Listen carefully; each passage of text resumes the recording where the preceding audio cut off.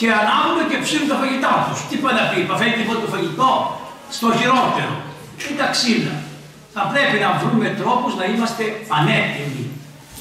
Η Ελλάδα, δόξα σε ο Θεός, έχει τόσο ήλιο έχει η Ελλάδα, που πραγματικά θα μπορούσαμε να είμαστε αυτάρκεις από τον ήλιο με αυτά τα καινούργια μηχανήματα. Να είχαμε αυτοκίνητα ηλιακά, να πηγαίναμε όλα με τον ήλιο.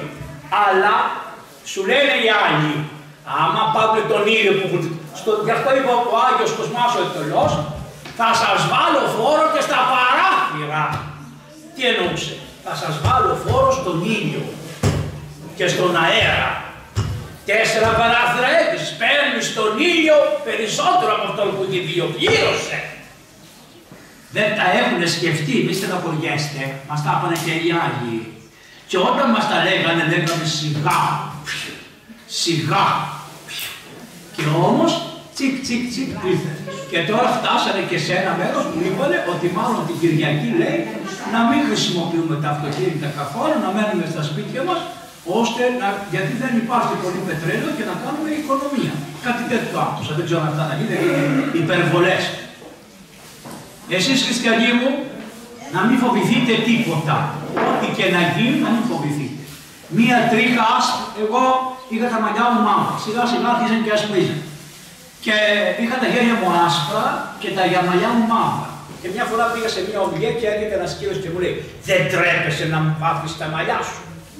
Και του λέω: χριστιανέ μου, άμα έχω τα μαλλιά μου, θα έβγα και τα γένια μου. Γιατί να μην. Λοιπόν, ο κάθε άνθρωπος έχει ένα χαρακτήρα. Και είπε ο Χριστός μας, και οι τρίχες της κεφαλής μας ακόμα, πόσες είναι, τις έχει αριθμίσει ο Θεός. Και ξέρει ο Θεός αν είναι άσπρες ή αν είναι μαύρες. Ξέρει ο Θεός. Άρα, αν ο Θεός ξέρει αυτό, φανταστείτε, πόσο περισσότερο προνοεί για οτιδήποτε. Και είπε και ένα ωραίο Χριστός, ωραία νόη, και λέει: τα βλέπετε τα λουλούδια, τι ωραία που είναι ντυμένα, που σήμερα είναι και αύριο δεν είναι, και τα κόβετε και τα βάζετε στη φωτιά. Πόσο περισσότερο εγώ ξέρω και αγαπάω και δίνω και περιποιούμε εσάς που είσαστε για την αιώνιο ζωή. Την αιώνιο ζωή. Εμείς πάθαμε το εξής, όπως η κότα, η κακομοίρα, όλο τρώει κάτω και τσιμπολογάει και νομίζει ότι μόνο είναι το χώμα, και όταν πει νερό, όπως η κακομοίρα αυτή σηκώνει το κεφάλι για να της κατεβεί το νερό κάτω και λέει και να ευχαριστώ στο Θεό. Εμείς όλο τσιμπολογούμε στη γη, τσιμπολογούμε και ευχαριστώ στον Θεό δεν. Γι' αυτό και έχουμε τα προβλήματα μέσα στα σπίτια. Οι μανάδες αγαπούν λίγο περισσότερο τα παιδιά από ό,τι τα αγαπούσαν οι περισσότερες μανάδες παλαιότερα. Ήταν πιο αυστηρές οι μανάδες οι παλιές. Πιο αυστηρές. Δεν κάνανε τόσα χαρτίρια στα παιδιά. Λέγανε στα παιδιά και ένα όχι. Τώρα όλες λένε ναι. Και αν ο δάσκαλος το μαλώσει στο παιδί της, θα πάει να του πει γιατί το μάλωσες. Εντάξει, δεν έγινε και τίποτα, θα στο μαλώσει και λίγο το παιδί, δεν θα πάθει τίποτα ο κανακάρης ή η κανακαρέσα. Και μετά όταν παντρεύονται τα καημένα και βρουν μια δυσκολία, αμέσως πάνε στον παπά και δεν χωρίζουν. Αμέσως. Κάτσε ρε, σιγά. Τόσοι άνθρωποι ζήσανε με τους άλλους ανθρώπους. Είχαν και στραβά, γιατί ήταν καλά όλα τα ζευγάρια, τα παλιά που δεν χωρίζανε. Ήταν καλά τα πράγματα, δεν ήταν καλά. Σιγά σιγά όμως είχαν την αγάπη. Και ένα ωραίο που λέγανε στην περιοχή μας, βλέπεις όλες τις γυναίκες σκοτωμένες, μαλωμένες, ό,τι και να είναι, το ψυχοσάββατο που είχε την παραμονή, φτιάχνουν τα κόλλημα, τον πεγαμένο που τον είχαν στη ζωή, τον Ιώνα, τον έχωσαν κιόλα και μέσα σε μια, πώς το λένε, με κόλλημα, και πάλι στην εκκλησία και λένε το όνομά του να μνημονευτεί. Και άντρες έχω δει να φτιάχνουν κόλλημα για τις γυναικούλες τους, που λένε τις πρίζαμε όταν τις είχαμε και μετά. Αλλά έχω δει και κάτι άλλο να ξέρετε. Είδα άντρες οι οποίοι η γυναίκα παντρευτήκανε μια γυναίκα 10 χρόνια πιο μικρή για να τους περιποιηθεί. Αλλά η γυναίκα αρρώστησε. Και είδα άνδρες να τις περιποιούνται και να κάθονται στις γυναίκες τους με το ένα πόδι. Διότι εγώ δεν είμαι ένας άνθρωπος που μένω μέσα στα τείχη της εκκλησίας. Είμαι όλη η μέρα στον δρόμο. Πηγαίνω εκεί στο Ίκα. Έρχεται κόσμος. Μετά πηγαίνω στα σπίτια των αρρώστων. Μετά, επειδή με είχαν κάνει υπεύθυνο των εμβολιασμών για να μην πάθει κανείς τίποτα, πήγαινα πάντοτε όταν γιώσαμε εμβολιασμοί να είμαι μπροστά στα σπίτια των ανθρώπων που είναι πολύ βαριά άρρωστοι και έτσι τους έβλεπα.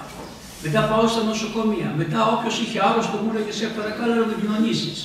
Οπότε όταν είμαι στην Ακέρδη και εδώ και στο εξωτερικό, είμαστε μέσα στον κόσμο μέρα νύχτα. Και μέσα στα σοβαρά προβλήματα που έχει ο κόσμος. Και μπορώ να ομολογήσω όμως και τη χαρά που μου δίνει η αγάπη που έχουν οι άνθρωποι μεταξύ τους. Τους ρωτάω κάποια φορά, περάσατε καλά? Κάνει ο γέρος. Λέω εσύ γιαγιά, κάνει και η γιαγιά. Τώρα λέω, θα ξαναπαντρευόσασταν άμα ξαναγινόσασταν νέοι. Τον ίδιο θα έπαιρνα μου λέει. Άρα, καλά πέρασες. Ή, ξέρεις τι λέει, μου λέει μια γριά. Άκουσε ο παπά μου λέει, μας τα μπερδεύετε, τις παπάδες μας τα μπερδεύετε, μου λέει, ένα θα σου πω.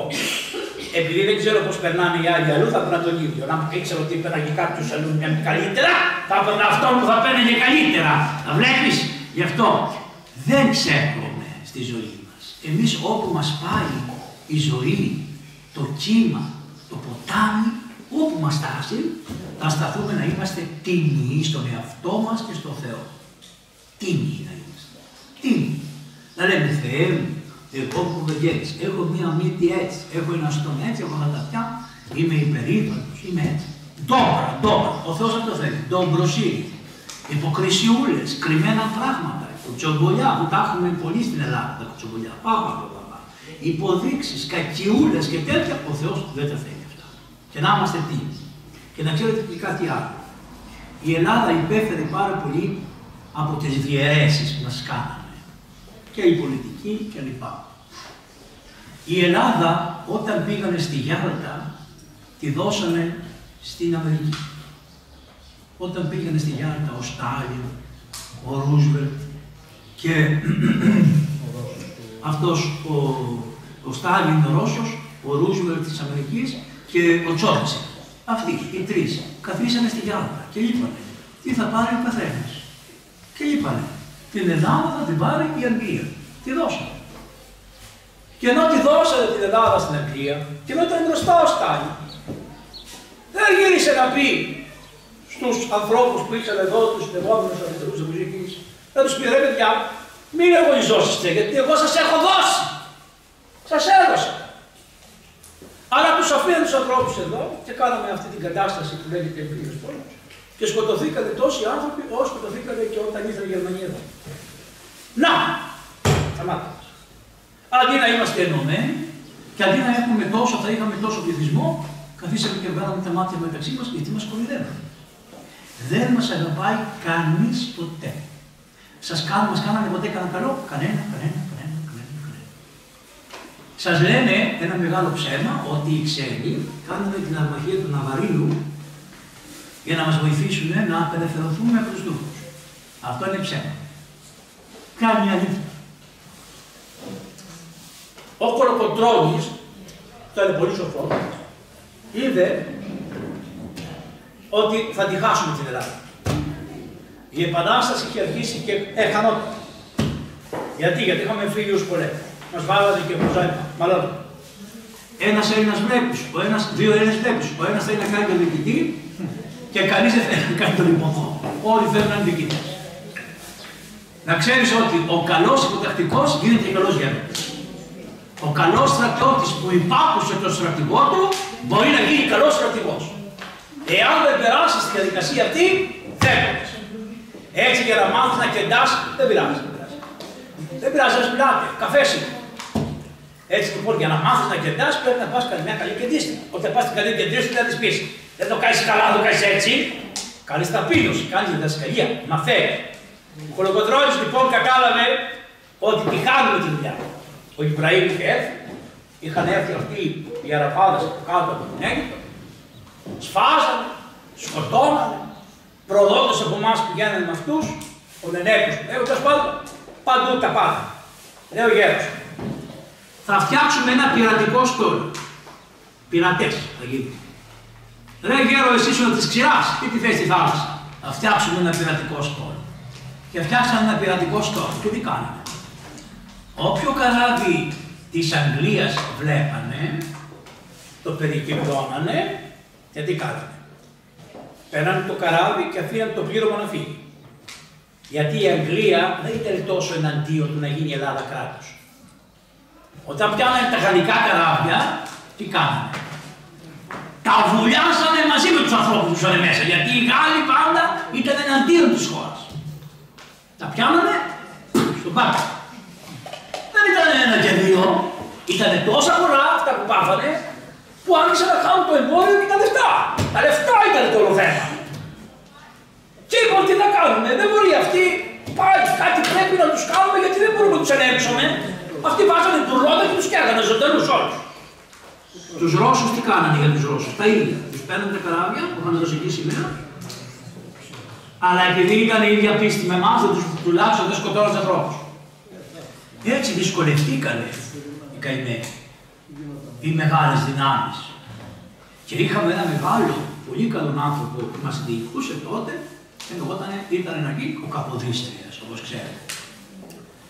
Έτσι ο γέρος λοιπόν είχε αγανακτήσει τις τρεις μεγάλες δυνάμεις.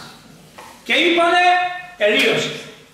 Θα κάνουμε ένα κράτος υποτελέστος του τάλου, να τους δώσουμε τη ελευθεριά τους, να τους πούμε ότι ορίστε, σας ελευθερώνουμε και θα μας αφήσετε ησύχους να μας βυθίσετε τα καράβια και κάνουν τα λεφτά. Για τα λεφτά τα κάνανε όλα, σιγά μην το κάνανε ότι στους πήρε ο πόνος και λένε ότι οι τρεις μεγάλες δυνάμεις, εγώ δεν θα τους καλούσα ούτε να έρθουνε. Και καλά έκανε που δεν είναι το Πούτιν, όταν τον καλέσανε τότε να φύγει το 1821, ούτε να έρθουν εδώ πέρα γιατί από συμφέροντα τα κάνουν όλα. Τι νομίζετε, αυτός, βλέπετε αυτόν το Γάλλο, πώς το λένε αυτό το Γάλλο, το Μακρόν. Το Μακρόν. Κάθε λίγο και λιγάκι τηλέφωνο στον Πούτιν, τηλέφωνο στον Πούτιν, τηλέφωνο. Γιατί δεν το παίρνει ο Γερμανός, δεν το παίρνει ο Άγγλος, δεν το παίρνει ο Αμερικάνος, αλλά όλο αυτός το παίρνει. Σας κάνει εντύπωση. Εσείς τι πιστεύετε, από καλοσύνη? Σιγά τα λεφτά είναι από πίσω. Στην Αφρική, την περισσότερη την είχαν οι Γάλλοι. Ήταν οι γαλλικές απικίες. Και άλλες απικίες, αλλά κυρίαρχη γλώσσα ήταν τα γαλλικά. Και την εκμεταλλευόντουσαν οι Γάλλοι. Τι κάνανε οι Γάλλοι? Είχε πετρέλαιο μια χώρα. Τις παίρνουν το πετρέλαιο, όλο το πετρέλαιο τους το πέρανε. Οι άνθρωποι τους αφήνουν φτωχούς και τι κάνουν? Λέγανε σε αυτούς, εμείς που είμαστε καλοί άνθρωποι, αντί για το πετρέλαιο θα σας στείλουμε γιατρούς. Θα σας στείλουμε μαχαιροπύρουνα. Δεν δίνανε χρήματα, το αντάλλασαν με πράγματα. Και τι τους λέγανε, τα καλά μαχαιροπύρουνα, τα καλά παπούτσια.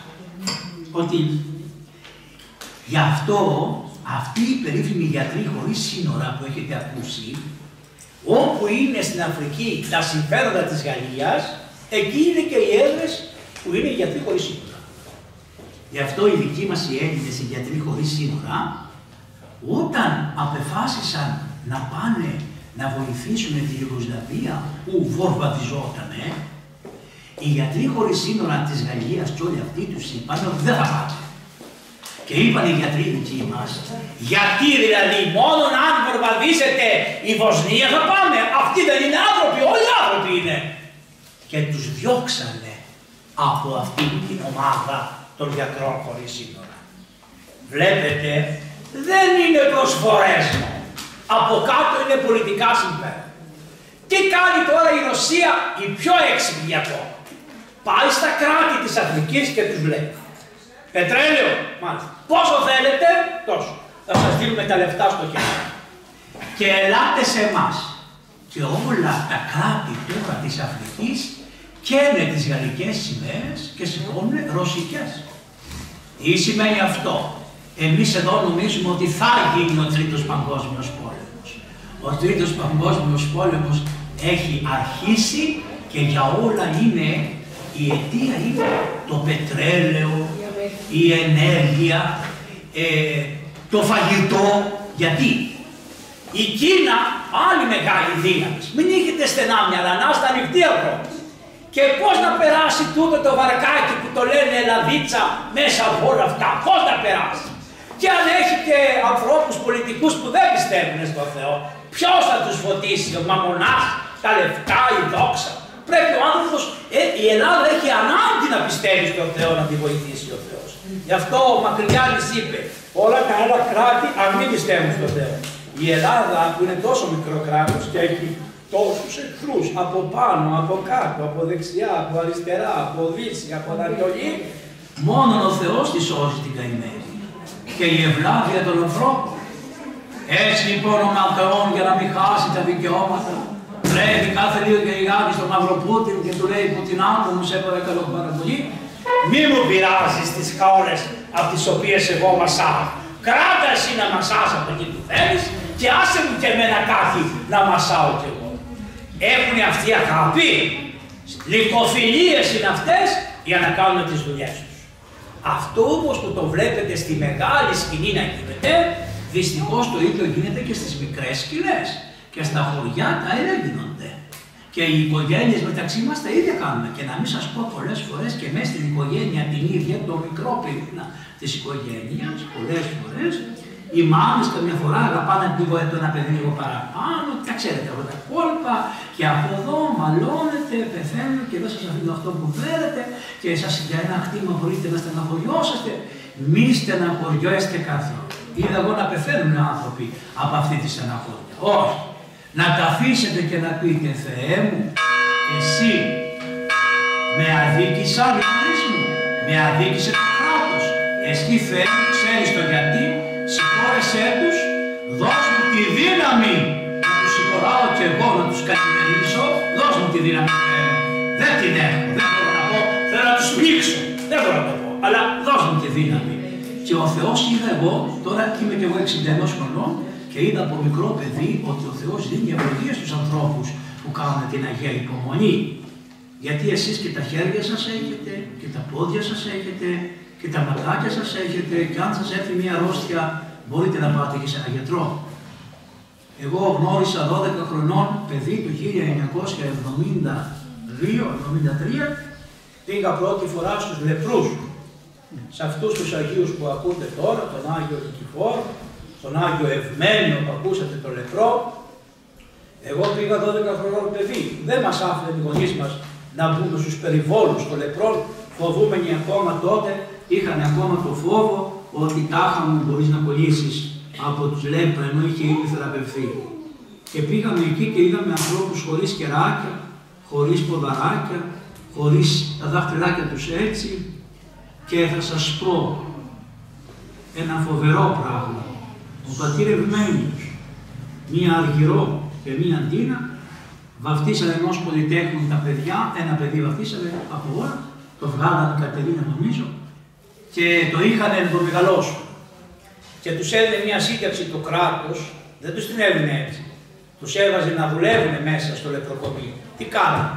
Να, πέραν τα φρούτα και τα πλένα να τα δώσουν στους άλλους λεπρούς. Αυτό το πράγμα τους έδωσε ένα μισθουλάκι και μετά τους έδωσε μία συνταξούρα. Όσο είναι τώρα περίπου η σύνταξη που παίρνουν του ΟΓΑ οι άνθρωποι. Αλλά αυτοί τι κάνανε? Ζούσανε με τη σύνταξη του ενός και τις υπόλοιπες 3 συντάξεις τις βάζανε στην τράπεζα για τους φτωχούς. Οι λεπροί που θα έπρεπε να πούνε ανάθεμά τους στους άλλους. Και πόδια έχουνε, και μάτια έχουνε, και γυναίκες έχουνε, και σπίτια έχουνε, και γκαστρώνουν τις γυναίκες τους που εμείς είμαστε άρρωστοι και δεν μπορούμε. Καταλάβατε? Λοιπόν, και όμως τι κάνανε? Όταν παντρεύτηκε αυτό το κορίτσι η Κατερίνα, πήγε ο πατήρ Ευμένιος, πήγε η Αργυρό, πήγε η Ντίνα με ένα βιβλιάριο της τραπέζης και το έδωσε στο κορίτσι. Και το κορίτσι το έβαλε στην τσέπη της του γάμου, ξέρετε πως γίνεται εκείνη την ώρα, ποιος κοιτάζει τι μου βάλανε.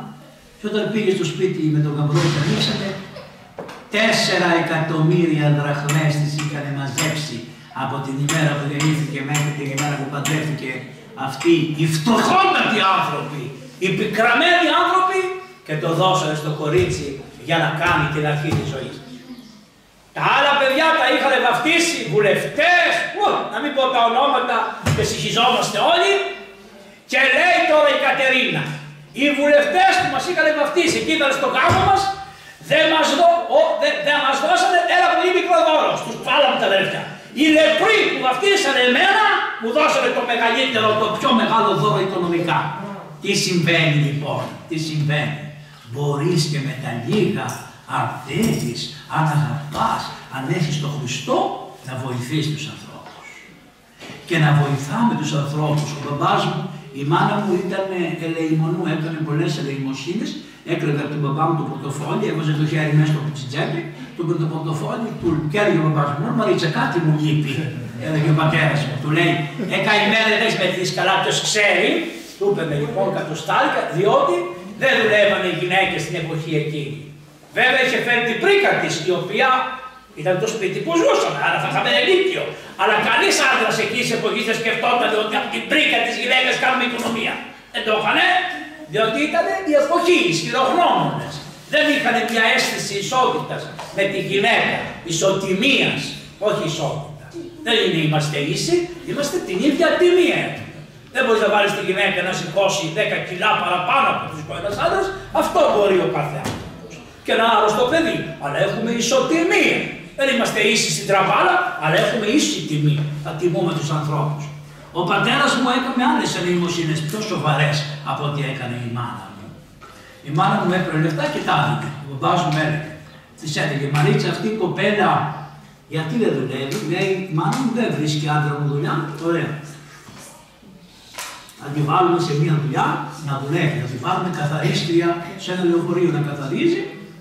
Θα της βάζουμε τα ένσημα, θα της δίνουμε το μισθό. Και αν δεν μπορεί, θα καθαρίζω το λεωφορείο εγώ και ας μην έρχεται αυτή. Ποιος είναι πιο ωραίο? Ο μπαμπάς μου που ήταν σκληρός, που ήταν αυστηρός, που δεν έδινε λεφτά έτσι εύκολα στους άλλους, ή η μάνα μου που τα έπαιρνε τον πατέρα μου. Και οι δυο καλοί και άγιοι. Και οι δυο μας μάθανε την ελεημοσύνη. Αλλά ο πατέρας μου μας έμαθε αυτό που είπε. Μη τους δίνετε ένα καρπούζι. Μάθετε τους να φυτεύουν ένα καρπούζι. Έτσι λοιπόν αυτό το εφαρμόσαμε και στην Αφρική. Όταν πήγαμε λοιπόν στην Αφρική, είπε δεν μπορούμε να ζητιανεύουμε συνέχεια από την Ελλάδα. Δώστε και δώστε, δώστε και δώστε. Και να κάνουμε κάτι κόλπα, να βαφτίσουμε ένα παιδί και αν θα θέλει να βαφτίσει ένα παιδί, θα μας στείλετε 100 ευρώ, να το βαφτίσουμε το παιδί και τα λοιπά. Και μας στέλνετε σε 100 ευρώ, βαφτίζουμε το παιδί, αλλά εμείς το παιδί μετά δεν θυμόμαστε ποιος έχει δίνει τα λεφτά μεταξύ μας. Αν έχεις τώρα 500 παιδιά, που να θυμάσαι ότι είναι της Κατίνας από τα Τρίκαλα ή της Καλλιόπης από τη Μάνδρα ή της άλλης από την Θεσσαλονίκη κτλ. Οι γυναίκες θέλουν φωτογραφίες όμως, να βλέπουν τα παιδιά πώς μεγαλώνουν, να τους πάμε φωτογραφίες. Σου λέει αυτά τα 100 ευρώ που έδωσα εγώ, τι γίνεται? Εντάξει. Καταλάβαμε λοιπόν ότι αν αφήσουμε σε αυτή τη δουλειά, να αρχίσουμε να βγάλουμε φωτογραφίες. Πιο μεγάλο σε παιδί, πώς έγινε η μάτσα, είπαμε δεν γίνεται αυτές τις δουλειές. Πρέπει να μάθουμε στους ανθρώπους να ζουν και να βγάζουν χρήματα και να ζουν αυτοί και να μπορούν να συντηρήσουν και την εκκλησία τους. Η εκκλησία δεν μπορεί να συντηρηθεί ούτε από το κράτος, δεν συντηρείται. Αυτή η εκκλησία εδώ, ότι έχει φτιαχτεί από τον οβολό σας, τη φτώχεια σας. Και τα πλούτη σας, αλλά και τη φτώχεια. Γι' αυτό η εκκλησία έχει ένα χαρακτηριστικό, είναι όλου του κόσμου η εκκλησία. Αν εγώ θελήσω να μπω σήμερα να πάω στο κόμμα, να μπω μέσα σε ένα κόμμα, να μου χωρίσει την πόρτα που πάτε, κύριε, που πάτε την ταυτότητά σας. Έχετε ταυτότητα κομματική. Και άμα τους ειδήσω, σου πούνε σήμερα δεν είναι εδώ, κανείς θα πει, δεν μπορεί να πει, θα πεις άλλη. Σε αυτή την πόρτα σε εμπόδισε κανείς ποτέ να μπεις, είναι πάντα ανοιχτή. Όποιος θέλει μπαίνει. Και μπαίνουν και παιδιά τα οποία και αβάφτιστα είναι και βάφτιστα. Δεν μπαίνουν. Όποιος θέλει ας μπει. Διότι η εκκλησία είναι όλου του λαού και είναι ανοιχτή. Όταν εγώ έγινα παπάς, μου είπε ένας άλλος γέροντας, μου λέει καημένε, μου λέει έμπλεξες. Λέω γιατί? Μου λέει ο γιατρός πρέπει η πόρτα του γιατρού να ανοίγει πάντοτε όταν τη χτυπάει κάποιος. Του παπά όμως η πόρτα πρέπει να είναι πάντα ανοιχτή. Να μην χτυπάει ο άνθρωπος. Να μπαίνει μέσα και να λέει παπά μου, σώσε με. Φαντάζεστε. Έτσι μου είπε. Μεγάλος Άγιος ήταν αυτός. Και μου είπε, παιδί μου, είχες την ιατρική που σου έπρεπε να σου χτυπάνε την πόρτα και δεν ανοίγεις την πόρτα. Αλλά θα είναι κλειστή η πόρτα σου και να τη χτυπάνε. Του παπά η πόρτα πρέπει πάντα να είναι ανοιχτή. Πολλά καρπούζια έβρες. Σε μια μασχάλη έβρες δυο καρπούζια. Είναι δύσκολο αυτό που κάνεις. Θα κουραστείς πάρα πολύ. Έτσι λοιπόν η χάρις του Χριστού μας που μας έφτιαξε την Εκκλησία είναι να είναι πάντα ανοιχτή και να μπαίνουν όλοι μέσα. Και οι κακοί, οφείλουμε σε όλους να λέμε χαίρετε. Μόνο την ώρα της Θείας Λειτουργίας, άμα κάποιος είναι αιρετικός, δεν κάνει το σταυρό του, σωστά, είναι αιρετικός επίσημα, Πάμε με πολύ ευγένεια. Με πολύ ευγένεια και του λέμε: έλα εδώ, ανθρωπέ μου, θα πας να καθίσεις στον Άφρικα, πίσω-πίσω. Διότι εδώ είναι για αυτούς που είναι βαπτισμένοι, αλλά με ευγένεια. Όχι με κάτι αποτομίες. Όταν ήμουν στο Άγιον Όρος, εγώ παιδάκι, όταν πήγα μια φορά παιδάκι το 1978 πήγα στο Άγιον Όρος. Ήμουν 16, πόσο, όχι 78, ήμουν 17 χρονών παιδί. Πρώτο πήγα στο Άγιον Όρος να δω και ήταν κάτι ξένοι, ξέρετε οι ξένοι, όταν πάνε, δεν ξέρουν και οι νέοι, δεν έχουν αυτά που έχουμε εμείς. Και όταν πάνε στα μοναστήρια κάνουν έτσι. Καλόγυρος μόλις έβλεπε ξένο τότε και έκανε έτσι, τρελαινόταν. Σου λέει τι μπήκες έτσι, τι είναι, του κάνουν τα χέρια. Έτσι, έτσι. Ο άνθρωπος έκανε σιγά βρε πατέρα, χριστιανοί. Εκείνη την εποχή κάνανε έτσι. Ή τους πετάγανε έξω από το, τους παίρνανε από το, από εκεί, το μανίκι, τους πετάγανε έξω με μία αποτομία. Δεν πρέπει να έχουμε αυτή την αποτομία, διότι εμείς καταγγέλνουμε τον Χριστό. Ο Χριστός θα πέταγε και κατέβαινε έξω έτσι. Αυτό μπορείτε να κάνετε και στη ζωή σας κι εσείς. Μια γριά στο χωριό μου πήγαν κάτι αχοβάλες να τις κάνουν κήρυγμα και η γριά πήρε μια σκούπα. Εγώ είμαι παιδάκι τώρα και μαρμέγα μαγελάδες στο χωριό μου. Και καθόμουν και εγώ σε ένα σκαμνί και έβλεπα μαρμέγα και βλέπω από το παράθυρο μια σκούπα να τρέχει και την γριά να κοντή και ένας κύριος με κάτι φινάλια να τα πετάει στον αέρα και να τρέχει. Και να μου τι γίνεται, και μου λέει αυτή που έκανε τη γελάδα, την μαστάβησε την γελάδα, λέει μη στεναχωριέσαι, λέει, η Θεανό την έκανε αυτή, κυνηγάει ένα Ιεχωβά. Αλλά έβλεπα τη σκούπα, όχι τη σκούπα αυτή που γίνεται τώρα, αυτή η σκούπα που είναι με τα σάρωθρα, με αυτές τις σκούπες, αυτή. Και ήταν η σκούπα όπως είναι η Ανάσταση του Χριστού, ξέρετε, και η γριά το κυνηγούσε. Κοντή, τη θυμάμαι. Λοιπόν, βλέπετε, όχι τέτοια.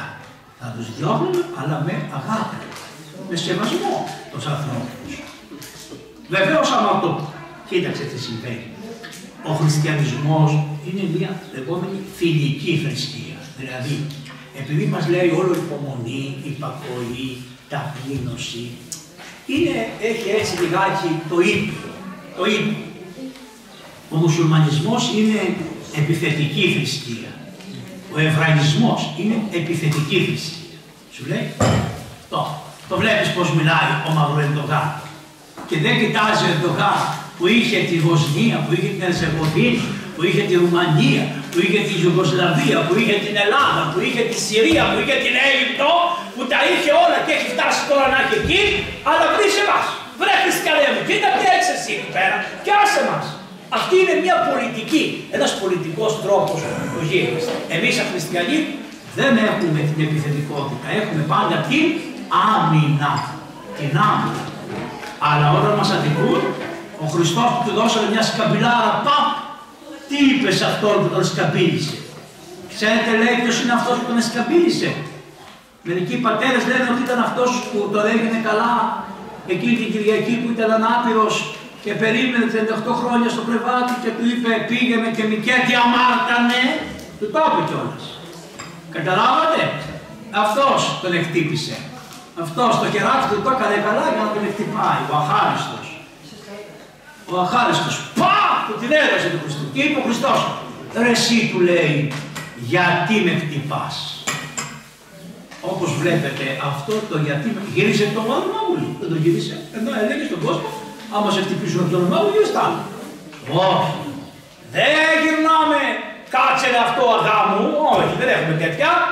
Εμείς ο ελληνισμός βρήκε μια σωστή ισορροπία ανάμεσα σε όλα αυτά που είπε ο Χριστός και στον αγώνα. Εσείς εδώ πέρα έχετε στην περιοχή σας έναν δεσπότη που το λέγανε Διονύσιο, φιλόσοφος ήταν και οι εχθροί του το λένε σκυλός. Αυτός είμαστε συνάδελφοι με αυτό.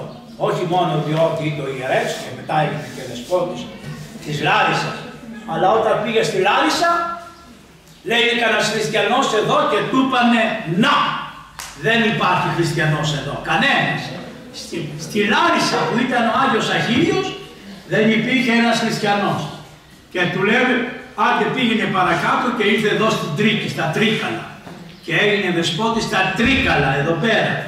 Ο ο σκυλόσοφος, ο Διονύσιος, ο φιλόσοφος, ο σκυλόσοφος. Αυτός είχε σπουδάσει όχι μόνο τα γράμματα τα ελληνικά, αλλά έδωσε και ένα και πήγε απέναντι στην Ιταλία, στην Πάδοβα, όπως πηγαίνουν πολλά ελληνοπουλάκια και σπουδάζουν στην Ιταλία ή τρώνε τα λεφτά των γονιών τους. Τις θυμάστε τις ελληνικές ταινίες αυτές που έστειλαν τον γιο να σπουδάσει στην Ιταλία και γύρισε πίσω με γυναίκα και παιδί και το πτυχίο τίποτα. Λέει το πτυχίο, ποιο το πτυχίο, το παιδί. Μα δεν σε έστειλα μου φέρεις παιδί, φέρουμε παιδί και εδώ. Νάστηκα, τα λέμε και έτσι για να γελάμε. Λοιπόν, αυτός του Χριστού να είστε καλά. Ο σκυλόσοφος λοιπόν, ο Διονύσιος αυτός ο καημένος ήταν γιατρός. Σπούδασε ιατρική στην Πάδο. Γι' αυτό και θεράπευε, δεν ήταν μόνο δεσπότης, αλλά έκανε και θεραπείες εδώ πέρα. Έκαμε γιατί είχε σπουδάσει και έκαμε και θεραπείες και Οσμανοπούλες θεράπευσε και Τουρκάλες βοήθησε κτλ. Του μπήκε ο καλός λογισμός να επαναστατήσει κατά τον Τούρκο. Και ο καημένος πίστεψε ότι θα τον βοηθήσουν και οι δυτικοί, γιατί είχε συμφωνίες, είχε πάει στον Πάπα, τον είχε παρακαλέσει τον Πάπα να τον βοηθήσει και έκανε μια επανάσταση και γυρίσανε οι Τούρκοι, αλλά η επανάσταση θέλει οργάνωση. Και γυρίσανε οι Τούρκοι και σφάξανε τον κόσμο και τον πολεμήσανε και αυτός ξέφυγε. Και μετά ξαναγυρίσει, πάει στα Γιάννενα, δεν κάτι χρόνος, ξανά μια επανάσταση, ώσπου τον πιάσανε, τους ξέρετε, και τον σκοτώσανε και του γλάρανε το κορμί ολόκληρο λούρες και τον φτιάξανε, το γεμίσανε με άχυρα και το στείλανε στον Πατησά και ο Πατησάς τον έβαλε στους στάβλους του και ένα τραγούδι λέει ότι τρώγανε οι φώτες από το κορμί του τα άχυρα. Βλέπετε ότι αυτή η ελευθεριά που έχετε εδώ έτσι δεν έγινε έτσι, έγινε με αγώνα. Και πολλές φορές ο αγώνας όταν δεν ήταν σωστά οργανωμένος αποτύχαινε. Και καλά να σφάξεις αυτόν ο οποίος έκανε τον αγώνα. Αν σφάξεις ανθρώπους αδίκους και ανθρώπους που δεν φταίγανε σε τίποτα και την πλήρωσαν αυτοί. Τι σημαίνει λοιπόν? Ότι αυτή η επανάσταση που κάνουν οι πατέρες το 1821 και η ελευθεριά που ήρθε και μετά η Θεσσαλία που ενώθηκε με την πατρίδα και τα λοιπά, και για ένα διάστημα την ξαναπήρανε πάλι οι Τούρκοι και μετά ξανά από ένα χρόνο ξαναδόθηκε. Και όλα αυτά τι σημαίνει? Ότι πολλοί άνθρωποι θυσιαστήκανε, θυσιάσαν τη ζωή τους και θυσιάσαν το πολύ μυαλό τους για να δουν τη στιγμή την κατάλληλη που έπρεπε να δράσουν. Σε αυτούς οφείλουμε την αιωνία ειρήνη. Τα κόλλα που κάνετε σήμερα εδώ πέρα ήταν και για την ευσεβή την πίστη αυτών των τελειωθέντων ανθρώπων. Μας άφησαν την Αγία πίστη της Ορθοδοξίας μας. Θα κρασίσετε την Ορθόδοξο πίστη σας. Και θα μου πείτε, πάτερ εμείς δεν τα ξέρουμε όπως τα ξέρετε εσείς. Εμείς ξέρουμε κάποιον. Εμείς πολλές φορές στεναχωριόμαστε. Εμείς δεν ξέρουμε ούτε να πούμε την προσευχή μας. Μια γριά άκουγε, λέει, τη λέγαν Κατερίνα, και άκουγε υπέρ της άνωθεν ειρήνης. Και υπήρχε μια ειρήνη που ήταν στο γυναικονίτη. Και γύριζε η γριά από κάτω και έλεγε, ολοσένα που μολεύει ο παπάς, υπέρ της άνωθεν ειρήνης. Πάει στον παπά και του λέει με την αυλότητα, παπά μου, του λέει, γιατί λες για την ειρήνη και δεν λες για την Κατερίνη? Λέει ο παπάς, πήγαινε ευλογημένη και να δούμε. Μετά στην άλλη αίτηση λέει, υπέρ της άνωθεν ειρήνης και της κάτω Κατερίνης. Τι να κάνει ο παπάς? Πώς να παρηγορήσει τα προβατάκια του, τα οποία πρέπει να παρηγορηθούν? Έχουμε και εμείς πολλά εκκλησιαστικά ανέκδοτα από αυτά που γίνονται μέσα στη ζωή μας καθημερινά και τα λέμε και γελάμε. Θα σας πω και ένα ωραίο και θα τελειώσουμε. Μια φορά έγινε ένας γάμος στην Αθήνα και εγώ ήμουν γνωστός της νύφης. Πήγα στην εκκλησία, λοιπόν, η νύφη ήρθε, κορμαρίσματα, ξέρετε και αυτά. Λοιπόν, την παραδώσαμε στο γαμπρό, μπήκαμε στην εκκλησία, αρχίζουμε να λέμε, ξαφνικά λέμε. Λέει η νύφη, η μάνα μου που είναι? Λένε, δεν έχει έρθει ακόμα. Λέω, σταματήστε, λέει στους παπάδες, να σταματήσετε. Να έρθει η μάνα μου. Πατέρας μου, δεν έχουν έρθει. Παναγία, περιμένουμε ένα δεκάρι, περιμένουμε ένα τέταρτο. Ζέστη, καλοκαίρι, να λιώνουμε στη ζέστη. Λέμε τώρα πρέπει να αρχίσουμε. Ποια γυναίκα παντρεύεται τώρα? με τις τετραχώρια του. Εγώ λέω, όλοι δεν παίρνουν τα νοσοκομεία. Έχω τον αδερφό μου που είναι υπεύθυνος στο ΕΚΑ. Του λέω, γιατρός, λέω, δεν παίρνω τον αδερφό μου να δω μήπως του έχουν αναφέρει κανένα τροχαίο και έχουν σκοτωθεί κανένας και δεν μπορεί να έρθει στο νοσοκομείο. Να δούμε πού θα κάνουμε. Μου λέει, όχι, δεν έχει αναφερθεί κανένα. Ακούστε τι έγινε. Λοιπόν, ξεκίνησε το κορίτσι με το στολισμένο τρόπο αυτό και από πίσω ήταν οι γονείς. Αλλά οδηγούσε ένας φίλος. Είδε μια διασταύρωση και συναντάνε άλλη νύφη.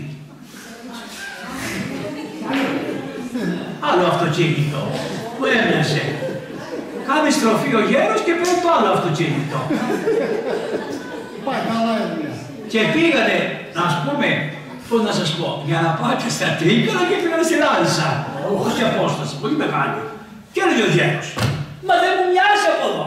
Του λέγανε αυτοί από εδώ είναι πήγαινε, το κορίτσι μας είναι μπροστά, έλεγε πάντα. Το κορίτσι μας είναι μπροστά. Αυτοί είχαν τις μπουμπουλιές και καλά, αυτοί είχαν το ρύζι. Και ξέρετε τι, πώς το θεωρούσαν κακό, να μην έχεις ρύζι. Τα ρίχναμε τότε μέσα στην εκκλησία. Φτάσανε, κατεβαίνουμε, χαρούμενοι, πάνε μέσα στην εκκλησία, βλέπουμε άλλη νύφη, λέει.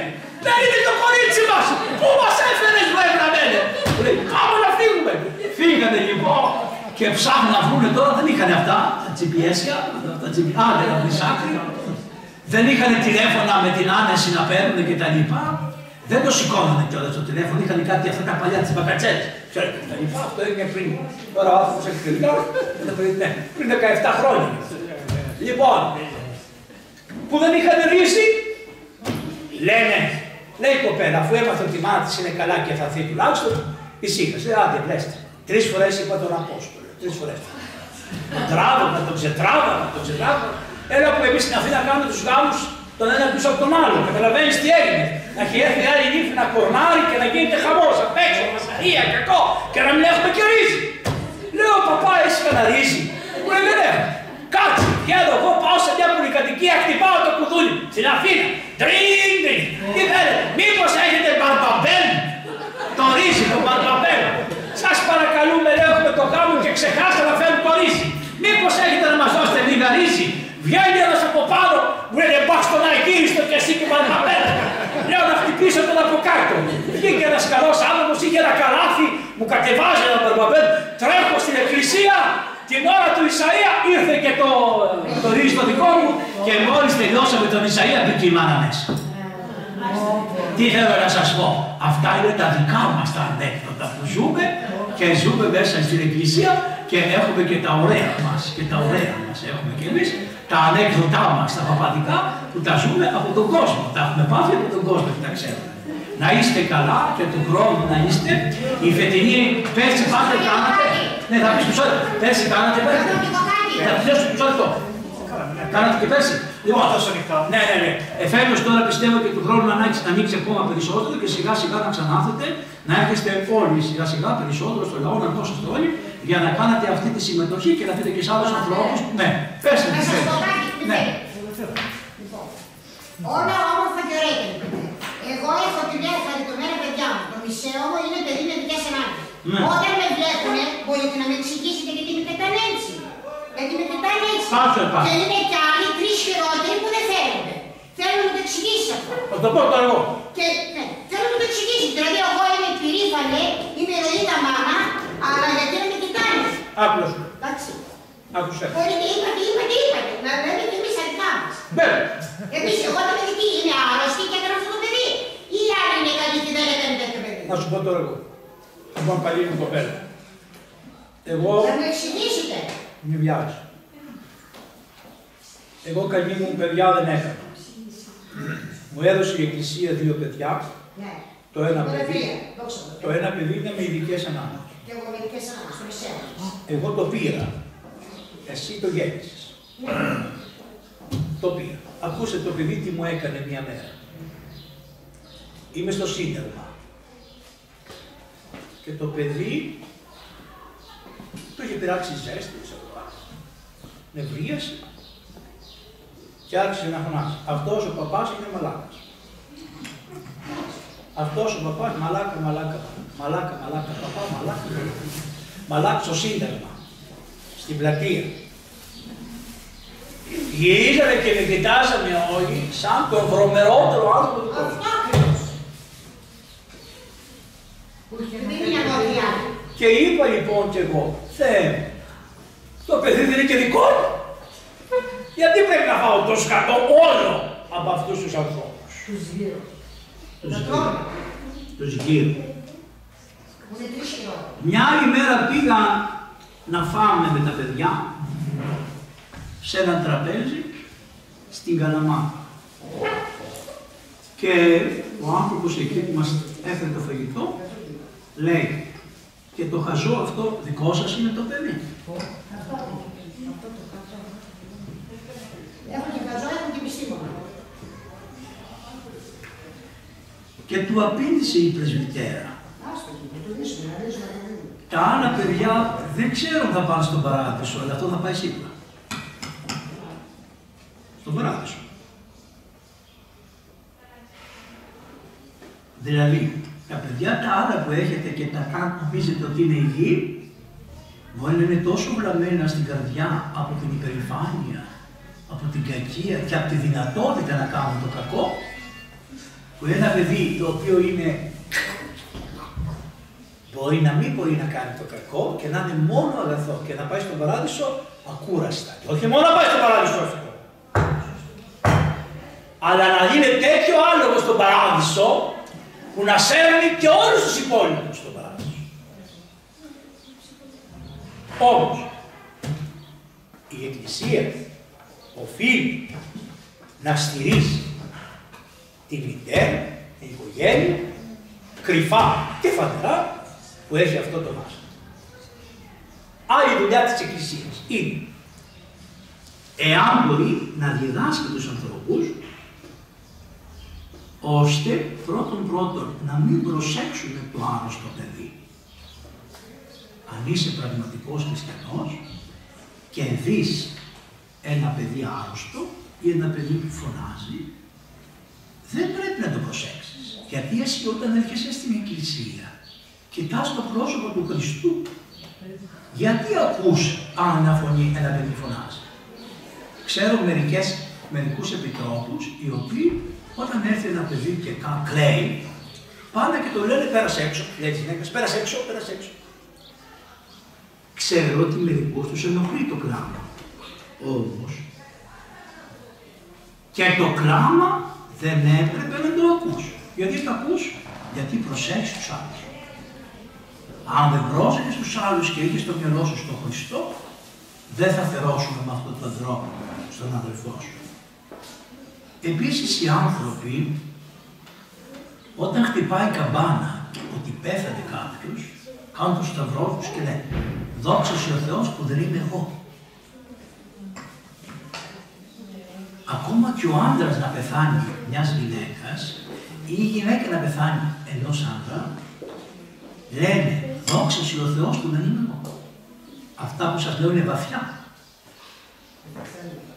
Το καταλάβατε? Άρα, οι άνθρωποι που τους έδωσε ο Θεός 3 παιδιά και νομίζουν ότι τα κάνουν αυτοί, καμαρώνουν τα παιδιά τους και λένε «Δόξα σοι ο Θεός που δεν είμαι σαν κι αυτοί». Αυτή η κουρασμένη ψυχή, η δυσκολεμένη, η απαιτητική, η γλωσσού, η πικραμένη, αυτή στη Βασιλεία των Ουρανών θα πει ο Χριστός. Για ελάτε εδώ όλο το χωριό που λέγεται Μεγάθη. Δεν θα σας κρίνω εγώ με τίποτα, θα σας κρίνω πώς φερθήκατε στο παιδί αυτής. Για να δούμε. Όταν ήμουν μικρό παιδί, είχαμε ένα συμμαθητή, ο οποίος είχε ένα πρόβλημα και ήταν τόσο κουνιστός, κουνιόταν ολόκληρος και λιώταν. Μόνο θηλυκά ρούχα δεν φορούσε. Το τι του κάνανε του παιδιού στο σχολείο, θα δούμε.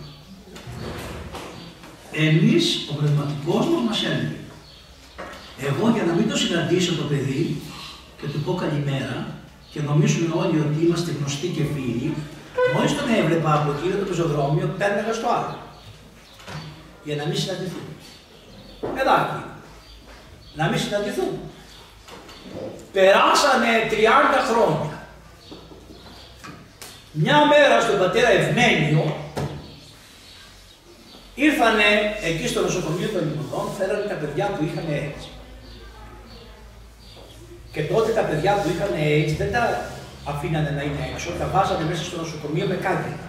Τα είχαν εγκλεισμένα μέσα με κάγκελα. Αλλά κάποια απογεύματα τους ανοίγανε και βγαίνανε. Και τα παιδιά από αυτά πολλά τότε στην αρχή το AIDS είχε να κάνει με αυτή την ιδιαιτερότητα των οχθών. Φοράγανε κάτι κολάμ, πατερονάκια και κάτι τέτοια και ερχόντουσαν στον πάτερ Ευμένιο εκεί πέρα. Και του έλεγα εγώ γέροντα, αυτούς. Και μου λέει να σου πω εσύ δεν ξαφνείς λέει, γιατί όταν ήσουν 7 χρονών παιδί, ένα παιδί που ήταν απέναντι στο πεζοδρόμιο, πήγαινες απέναντι στο πεζοδρόμιο να μην του μιλήσεις. Αυτά δεν είναι σωστά πράγματα. Άρα λοιπόν, οι ταμπέλες, να βάζουμε ταμπέλες στους ανθρώπους, να τους κυνηγάμε τους ανθρώπους. Καλά που δεν θέλει να συμπαρασταθείς, δεν θέλει να συμπαρασταθείς. Μη συμπαρασταθείς. Γιατί να το κοιτάς με το μάτι έτσι το πικράνε. Και παθαίνουν και κάτι άλλο αυτό. Εμείς παθαίνουμε το εξής. Ακόμα και καλοί άνθρωποι να μας κοιτάξουν, θεωρούμε ότι μας κοιτάνε με κακό μάτι. Και αυτό μπορεί να το πάθεις. Τους καταλαβαίνουμε τους όρους. Α, εντάξει. Λοιπόν, και είδες, τα ξέρει και αυτή όλα. Δεν τα ξέρεις όλα. Ποιο τα κάνει. Εγώ όμως βλέπεις λοιπόν, είμαστε συνοδοιπόροι στην προσπάθεια αυτή. Ξέρω, και κάτι άλλο. Δυστυχώς τα σχολεία που έπρεπε να ήταν οργανωμένα και να είχαν για αυτά τα παιδιά την καλύτερη βοήθεια, δυστυχώς τα σχολεία δεν είναι μελετημένα. Και οι δάσκαλοι που τους στέλνουν να κάνουν αυτή τη δουλειά, να τα βοηθήσουν αυτά τα παιδιά, ούτε τους άλλους συμμαθητές καταφέρουν να τα κάνουν για να αποδεχτούν τα παιδιά αυτά, ως έναν αδελφό τους, ως έναν ίσον άνθρωπο. Φτιάξαμε τη σχολεία, φτιάξαμε στα Τρίκαλα, όλα είμαστε στους συλλόγους μέσα. Μπράβο. Αυτό λοιπόν δείχνει. Δεν τα κρύβουμε τα παιδιά. Ότι βεβαίως και να μην τα κρύβετε τα παιδιά σας και όπως σου είπα και κάτι άλλο να ξέρεις. Ότι και το παιδί σου αυτό είναι καύχημα. Μα την έχω ποτέ. Στο Θεό. Γιατί ο Θεός. Ούτε το χρειάζομαι από κανένα. Ναι, αυτό είναι ένα θέμα για να ξέρουν μερικοί. Γιατί είναι 3 χειρότεροι από εμάς και μας κοιτάνε μέσα είμαστε όλα πρώτα. Τώρα λοιπόν να πάμε τώρα με τον Χριστό το ζύγι. Να μην σας κουράζω. Να σε ζυγίσω. Όχι, κάτσε, κοιτάμε ωραία. Τώρα θα σε ζυγίσω με τον Χριστό. Όσο έλεγες αυτά είχες δίκιο. Μόλις είπες ότι οι άλλοι είναι 3 χειρότεροι από εμάς, έχασες το δίκιο. Να μην το λες αυτό ότι οι άλλοι είναι 3 χειρότεροι από εμάς. Θα λες. Μα είναι 3 χειρότεροι και αυτοί μας κοιτάνε 3 χειρότεροι. Βρε χριστιανοί μου γυναίκα, εσύ θα λες. Θεέ μου! Όχι, εμένα μου αρέσει αυτό, αφήστε με, δεν μπορεί, άμα δεν κάνεις έτσι δεν γίνεται, είναι τόσο ωραίο αυτό. Εγώ σε πάω. Όχι, είσαι μάρκα. Κάτι είσαι μάρκα, από μόνη, είναι πανέξυπνη.